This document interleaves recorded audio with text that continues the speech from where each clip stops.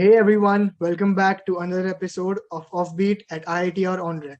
Today we have a really special guest with us, Mr. Sankalp Asawa. Sankalp sir graduated from IIT Roorkee in 2017 with a dual degree in electrical engineering. He is an ex-employee at Goldman Sachs and is currently working as the Chief of Staff at Slice India. Hi sir. Hey, hi. How are you doing? How are you sir? I'm good. I'm doing good. How are you? How has the pandemic been? How has life been in this pandemic? Yeah, that has been a little bit of change. There are phases. Like last year also there was pandemic, and now this year, then the pandemic reduced, and on the second wave. Recently also many of my family members also got COVID, and like in office as well, a lot of people are getting COVID. So it's become more real this time as compared to last year, wherein people I know are getting COVID. So I guess that is the things I've been trying to just adjust and see how it goes.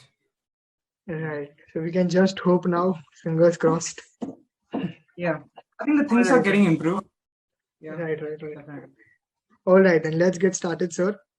So, sir, my first question is, what attracted you the most towards finance and economics? Like, why? And more importantly, how was there a shift from an electrical engineer to a strategy analyst?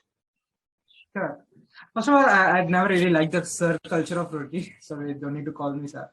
Yeah, definitely. I guess the idea was, it was not from my first year I wanted to do finance or something like that. I came and I was trying to explore what kind of engineering, which fields I can get related to. So I started with physics. I think in my first and second year. Did an internship there in University of Tokyo in physics, and then shifted towards more of electrical research. In this journey, I understood that I really like the engineering concepts, but I didn't like the specific field of electrical. And that is where I started looking out, where can I apply that engineering concept or engineering way of looking at things, but more towards markets and financial markets. Coming from more of a trading family, that always was there, that having that outlook, how markets are looking and how investing is done. So the combination of both of those things led me to attract quantitative finance, wherein you create systematic strategies to invest into the markets. And the systematic strategies could be like using statistical models, or using any macro or macroeconomical indicators. And that is where I think the job comes into campus like Goldman Sachs. And yeah, I just went for it. So like 5 years in electrical engineering and then straight away to strategy associate and the chief of staff. So how is that experience? Definitely. I guess there has been some shift in that sense, that being more from a technical background and more from traditional engineering fields like electrical, to go towards completely tangential like financial engineering or quantitative finance. That was definitely a lot of orthogonal shift for me. So in the initial years, I guess at Goldman, I did a lot of stretch myself to just understand what are the new concepts of finance, and how should I be looking at things when we are thinking of investing. But I think one of the things which we're definitely thankful to the previous organization, Goldman Sachs, is great mentors and great managers. So they help you teach those things, and if you have that knack of problem solving, then I think they really help you in terms of understanding the new nuances as well as the industry, but as well as how can you use your previous background of engineering to create value in the current team. So I think it was exciting. I did that for a lot of time, almost 4 years I was at Goldman. And then towards the end, I was thinking of more towards startups. If you see most of the, I think one of the things which I really liked about Goldman was ownership. But I really wanted to create something for mass consumer facing, large consumer facing products. And that is where I thought startups in India are trying to do a lot, great many things. Slice caught my eye via mutual connect, got connected, had a great conversations with the leadership team, and yeah, I'm here. Yes, sir. So, sir, you cleared all the three CFA levels during your MTech. So, like, do you have any advice for the young finance enthusiasts? Sure. I guess, like I said, when I was trying to do more in electrical research back in my second and third year, and then started as soon as I realized that maybe this is not what I want to do, I started looking at for other fields, and definitely by our seniors and other folks, they recommended financial engineering might also will be within the ballpark of engineering, and you will get a good exposure of markets as well. But I really wanted to understand whether this is thing for me or not. So the way to test that was just to give the CFA exam, and I used that as a first just to get more knowledge about the industry, and second to also understand whether I would be enjoy doing this, like doing this kind of work or being in that industry. And so I gave level one in my I think my fourth year, and then I really liked it. Like I thought there was so many things to do, and it would be very exciting stuff. So then I gave level two in my fifth year, and then level three after I joined Goldman. So if you want to understand more about finance, if you want to see whether if that is for you, that definitely helps. A lot of corporates and a lot of companies also prefer that you have CFS, you have intent of, or you have showing interest in that particular field, so it can help you in job opportunities or internships as well. And I think it's a great way to evaluate also, if you want to work in this particular industry. Exactly. I hope that helps the students of IITR and even other colleges. So moving on, let's talk about one of the most prominent and plausible works that you have done for the society, which is Meals for the Needy. So for those of you who don't know, Meals for the Needy is Sankalp sir's own non-profit organization, which he started in 2015, wherein the team distributes food packets to the needy and the homeless. So the team has distributed around 1 lakh food packets in Mumbai during the pandemic. And yes, so please tell us something more about Right. Eventful. So initially, for a few years till I graduated from Roorkee, it was a very small effort, and we were just trying to figure it out, like how can we scale those things.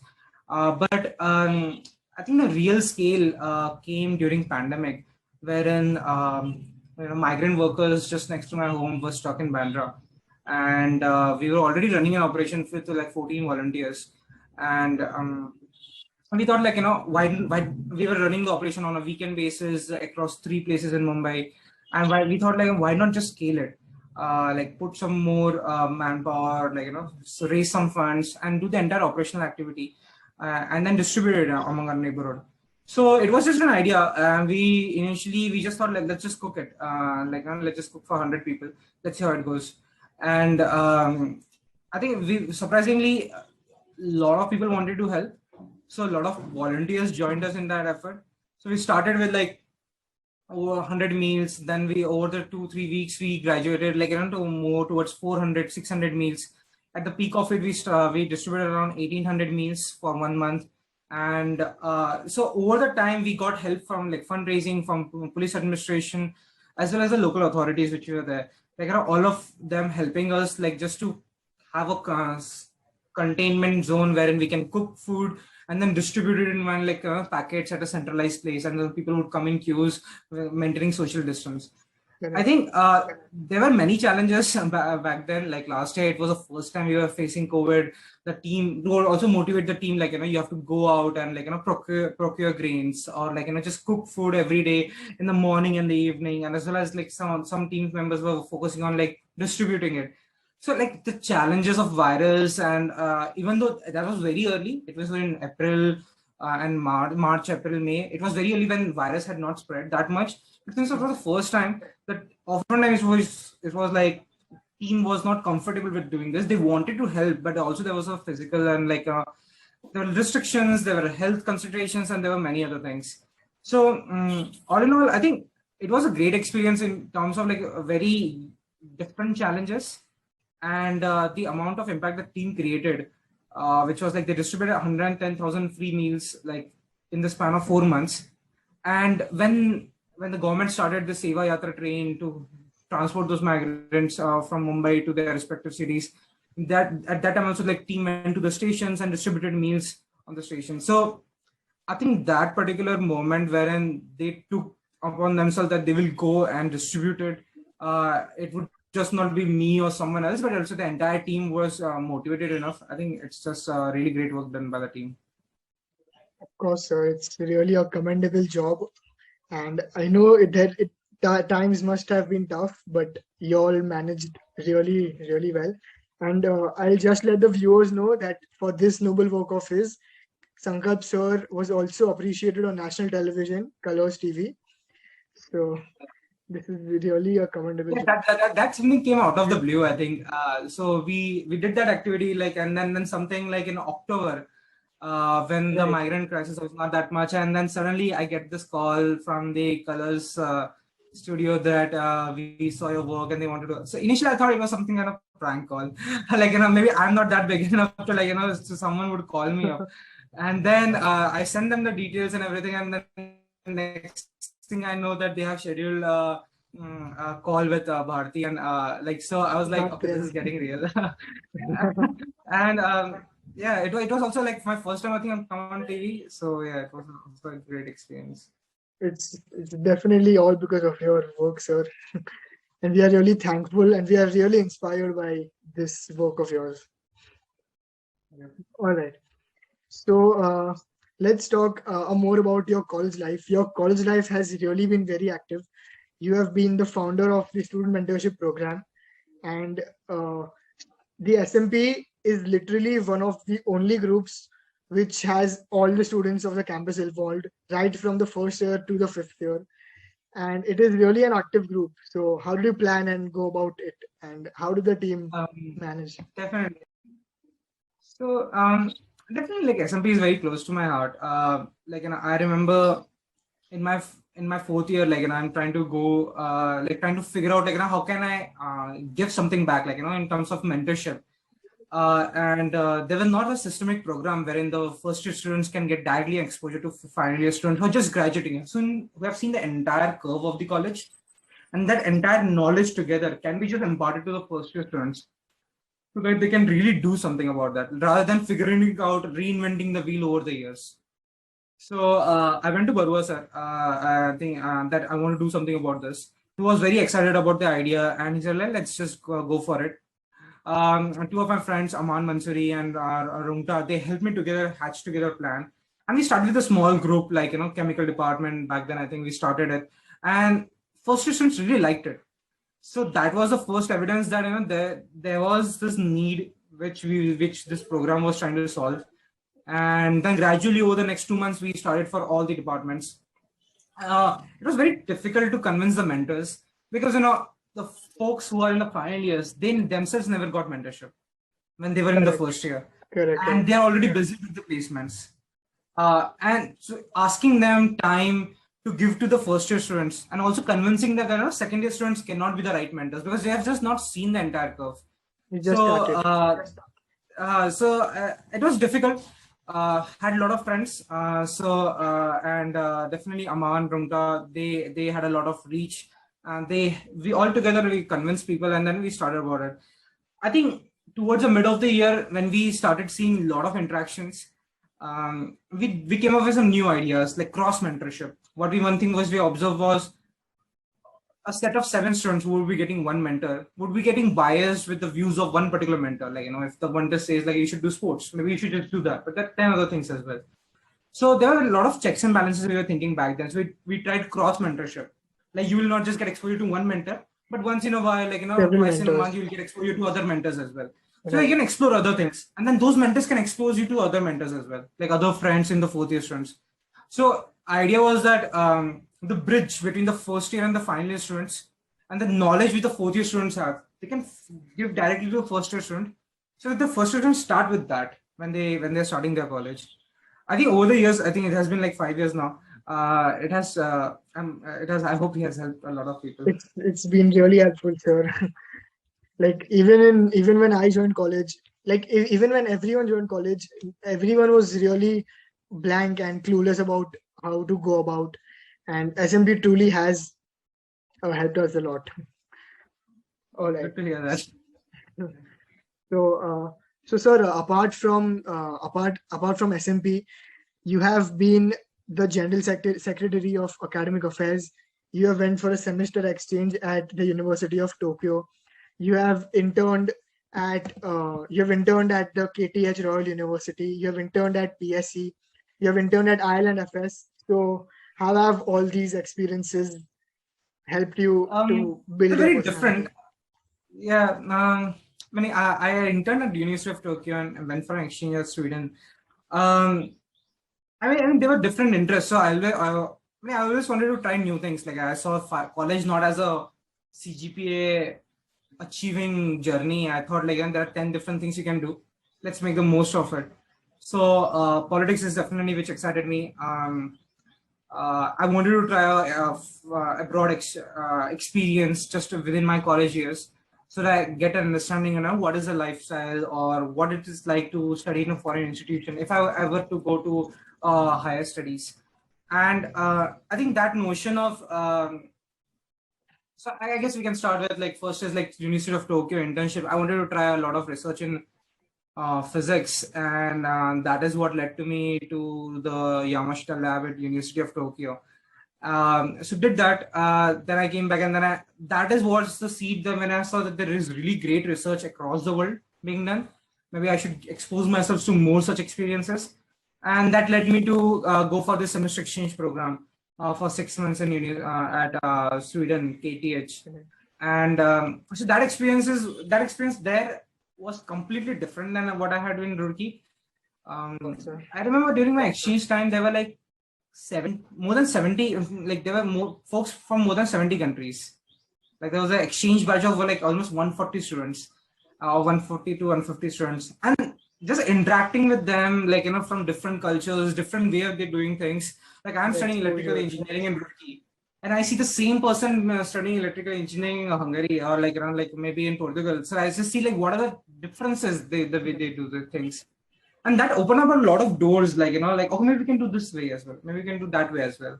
And so that was really great experience. I always recommended whoever has spoken with me like go for exchange. They open a lot of new doors for you which you might not even know. Like the questions you don't even know what to ask. So I think that was a good experience. I think you also asked about so as I said, like started with physics, then did electrical, and then shifted to finance. So I wanted to try to do some finance internships. That is what led me to the Bombay Stock Exchange internship. I was working with the head of the research team there, that just to understand, how to come up with strategies or how to analyze markets, just to try myself that whether I really like this field or not.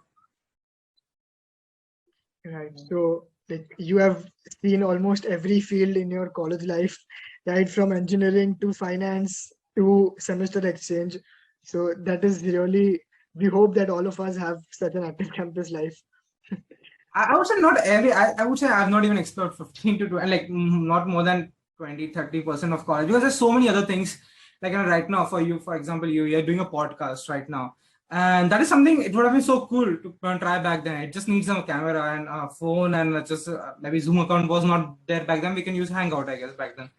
But I think there are just so many things one can do in college. Exactly. And it's just that many times we think that we need to do a lot of things. And like maybe I need to be in the second and third and fourth year to do a lot of things in college.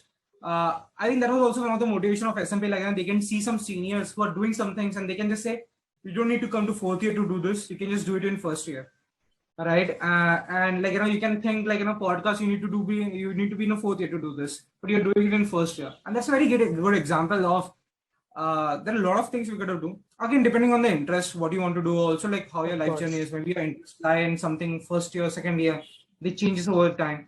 So it depends on that as well.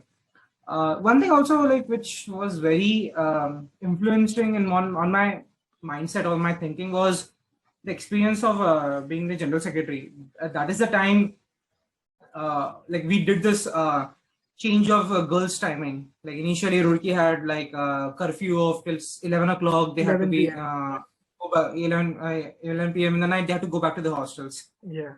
And during that time we changed that. I think those interactions with the administration and trying to understand those nuances, making sure multiple stakeholders get aligned. I think that was a very unique experience, which was not covered by engineering or some internships or something like that. It was very administrative experience, which gave me a glimpse of what is it like to be a leader, how is it to be resolution, how those things can come across. I think those experiences should also be taken apart from a college experience, and I would recommend everyone that whether you get into the societies or fest or in being in SAC, just get those experiences as well. They really help you think from a strategic point of view or from a management point of view, how you should be looking at things in a long term. Correct. Yes, sir. Definitely, that's really a very active campus life. So what if I ask you, what is the one thing that reminds you of IIT Roorkee? Like one memorable experience in college. So what would that be? The first thing that comes to your mind. From Roorkee, well, first thing comes to my mind is like snack points dal fry. but that's outside of campus. That is something I really miss. I've been staying in Bangalore, and believe me, there is no comparison to snack points dal fry. So that is one. But in terms of experience, I would say in my third year when I went for the hostel secretary. So I mean, I was literally like not involved in active politics back then. Like this was my first time. I was trying to say it was more of an underdog. And I remember the vote counting is happening, and I'm inside the counting room, and my friends are outside, and then I think the chief warden back then just says that you have won by 18 votes.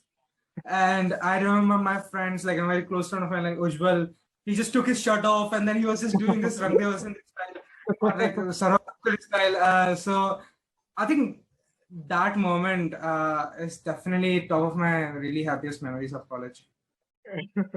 Of course, definitely.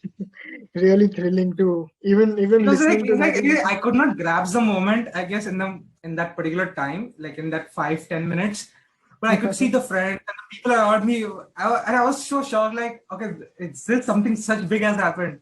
So and like I think that was a really sweet moment of life. All right. So, sir, so now coming to the You don't need end. to call me sir. That's fine. You can just call me Sankalp. Yeah. Okay, Sankalp. So, what are your future plans regarding be it Meals for the Needy or your work? Definitely. So for Meals for Needy, we are trying to expand to 2 more cities. That is something we are trying to explore. Right now, we have stopped the operations this year because of the second wave. We plan to resume in the next 3 months as COVID reduces. So we have operations running in Mumbai and Washim in Maharashtra. We are trying to start in Nanded as well, and with the tie-up with the Gurudwaras. So we are trying to do those. And the idea is to scale more, have a systemic program to raise funds, and so that we can have a scalable operation. So fundraising and tie-up with NGOs is some one focus. Second is something we practiced during the pandemic. We were trying to give smart meals. Like you give a bowl of khichdi or like puri and sabzi, but we also used to provide one sanitizer, 2 masks, 1 hand soap with that. So the idea was to have the smart meal. And I'm not sure, like, COVID is here for good. I think it's going to be there for some years. And that is something also we are trying to pivot the organization in terms of when we're trying to provide food, we provide this as well. And we turn into just not a meal, but more of a combination of things so that people can be healthy and safe. That is the second focus as well. So one is expansion, and second is like the way we are giving it out. Right. So, sir, y'all, the team already tied up with the masks, distributing masks along with the food. Masks for India. So we have tied up with 3 organizations. Masks for India and Xavier's College in Mumbai, and then the entire Xavier's Trust, and a couple of more NGOs as well. So there have been multiple collaborations, and we want to sustain them, definitely. That is one. And second is when you're trying to expand to different cities as well as increase the frequency of food preparation or just so there in terms of funding as well as logistics, that is where a lot of more tie-ups can be done. So one of the things like one of the things which I found, like, what is oftentimes I get this question asked, like, what is so different about Meals for Needy? There are 10 different organizations providing food, and what motivates you actually to do this? Like, you could just donate your money, or you could just participate in an existing organization.